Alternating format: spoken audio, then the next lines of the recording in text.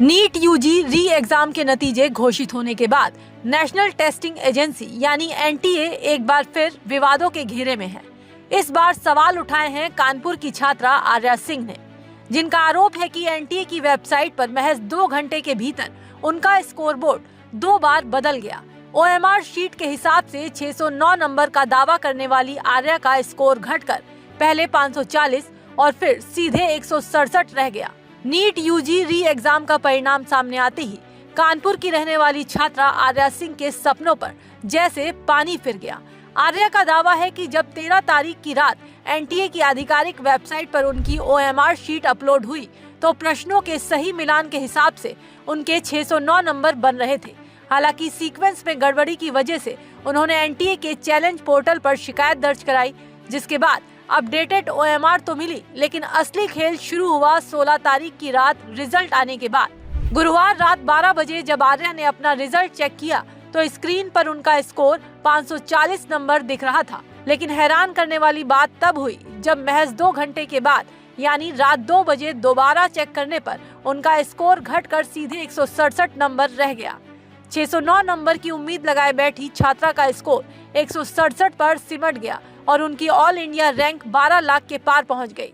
Ma'am, हमने दोनों marksheet के हिसाब से उनकी ही भेजी हुई ऑफिशियल आंसर की से मैंने उनको दोनों को मैच करा था, जो कि 609 आ रहे थे मेरे दोनों मार्कशीट से। बाकी जो भी दिक्कतें इससे ओएमआर में थी, लेकिन बबलिंग दोनों में सेम थी, कोई चेंजमेंट बबलिंग में कोई चेंजमेंट नहीं था। अब हमारा 16 को रात के 10 बजे के लगभग उन्होंने अपने पोर्टल पे ये रिज़ल्ट आउट कर दिया, जो कि मेरा रिज़ल्ट खुलता है 11:38 पे रात में 16 को।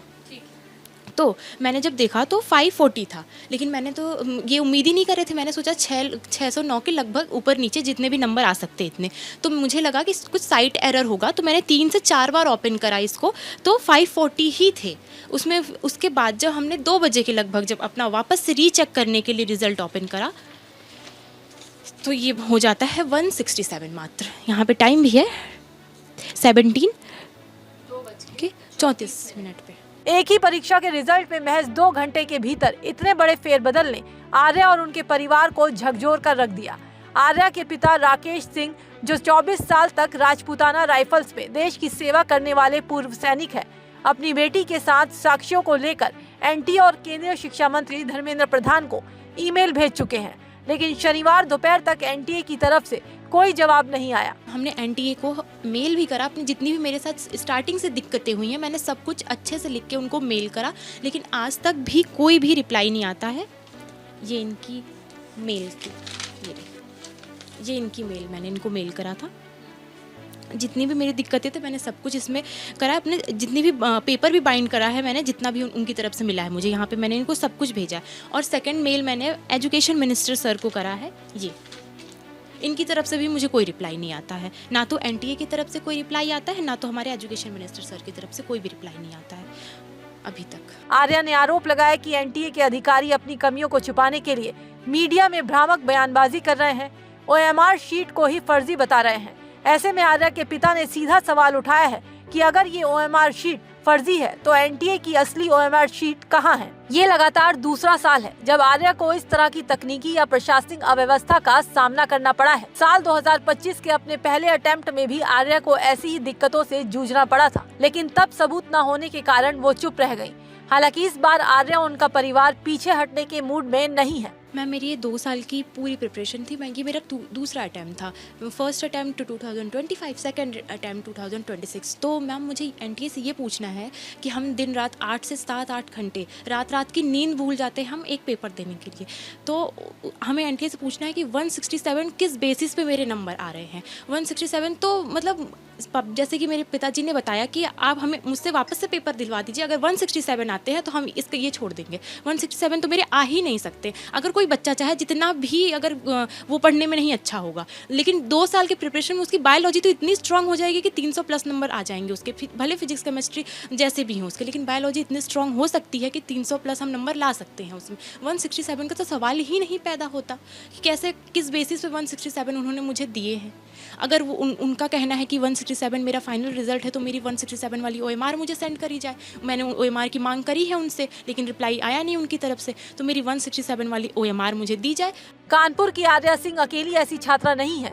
ऐसा ही एक और मामला झारखंड की राजधानी रांची से आया है। अन्नी प्रिया को जब OMR भेजा गया तो उनके 596 मार्क्स थे। अन्नी ने रिजल्ट आने का वेट किया और जब रिजल्ट जारी किया तो अन्नी के परिजनों की खुशी का ठिकाना नहीं रहा। मार्क्स आए थे 546।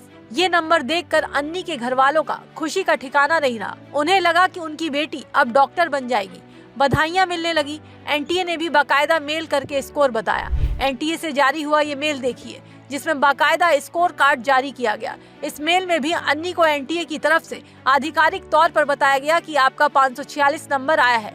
लेकिन जैसे ही अन्नी को ये खबर मिली कि नीट के रिजल्ट में गड़बड़ी की खबरें आ रही हैं, उसने दोबारा अपना रिजल्ट चेक करने के लिए रिजल्ट का पोर्टल खोला और सामने जो स्क्रीन पर था उससे पूरा परिवार परेशान हो गया। 546 नंबर लाने वाली अन्नी का रिजल्ट अब 146 दिख रहा था। मेरा नाम अन्नी प्रिया है, मैं रांची की रहने वाली हूँ और मैंने भी ये रीनीट एग्ज़ाम दिया था, जिसमें मेरा OMR आया था, जिसमें मुझे 596 नंबर मिले हैं। और फिर मेरा जब रिज़ल्ट भी आया तो मुझे 596 नंबर ही मिले हैं इसमें। लेकिन मैंने जब कुछ देर बाद चेक किया है तो मेरे नंबर 596 से 146 हो गए हैं। और फिर मुझे सुबह में एक बार जब मेरा 596 रिजल्ट आया था तो मेल भी आया था 596 नंबर का। मैंने NTA को मेल भी किया है और ये दरख्वास्त भी की है और एजुकेशन मिनिस्टर को भी कि मेरा जल्दी से जल्दी इस चीज़ को देखा जाए। पूरे मामले पर समाजवादी पार्टी के मुखिया अखिलेश यादव ने तंज कसा है। उन्होंने सोशल मीडिया प्लेटफॉर्म पर लिखा है, क्या ये नीट है या चीट? नीट की दोबारा परीक्षा में गड़बड़ी की खबरें लगातार सामने आ रही हैं, लेकिन बीजेपी सरकार में किसी को भी जवाबदेह या जिम्मेदार नहीं ठहराया गया है। इस्तीफा देने या इस्तीफा दिलवाने की तो बात ही नहीं उठती। कुल मिलाकर ये तो साफ है कि गड़बड़ी कहीं न कहीं से तो हुई है। अब देखना यह है कि भविष्य में डॉक्टर बनने का सपना संजोने वाली इन छात्राओं को इंसाफ मिल भी पाता है या नहीं।